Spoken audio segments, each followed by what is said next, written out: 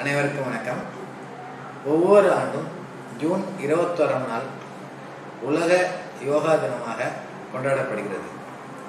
யோகா அப்படின்னு பார்த்தீங்கன்னா அது ஜாதி மத பேதமின்றி இருப்பவர்கள் இல்லாதவர்கள் என்று இல்லாமல் படித்தவர்கள் படிக்காதவர்கள் எந்த சமுதாயம் என்று இல்லாமல் அனைவருக்கும் ஒன்றாக உள்ளது. அதற்கு எந்தவித செலவும் இல்லை. நீங்கள் உங்களுடைய ஆரோக்கியத்தை வலிமைப்படுத்துவதற்கு யோகா மிக முக்கிய பங்கு வகிக்கிறது.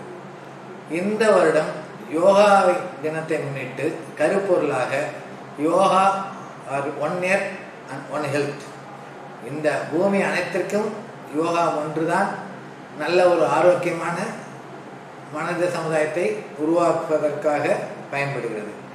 யோகாவின் செய்வதனால் நமக்கு மனநலம், உடல் நலம், மூளையில் நல்ல ஒரு திறமை, சதைப்பிடிப்பு, உடம்பு வீக்னஸ், பலவீனம் போன்ற அனைத்திற்கும் நல்ல தீர்வு கிடைக்கிறது.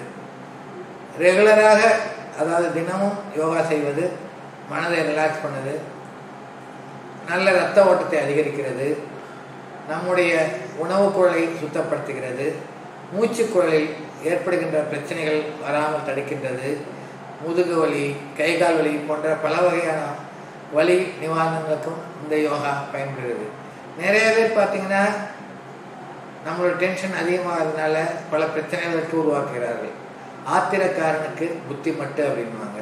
ஸோ அந்த மாதிரி பிரச்சனைகள்லாம் வராமல் இருக்கிறப்ப நம்ம யோகா பண்ணுறதுனால நமக்கு மைண்ட் ரிலாக்ஸ் பண்ணி நம்ம எந்த ஒரு டிசிஷனையும் அவசரமாக எடுக்க மாட்டோம்.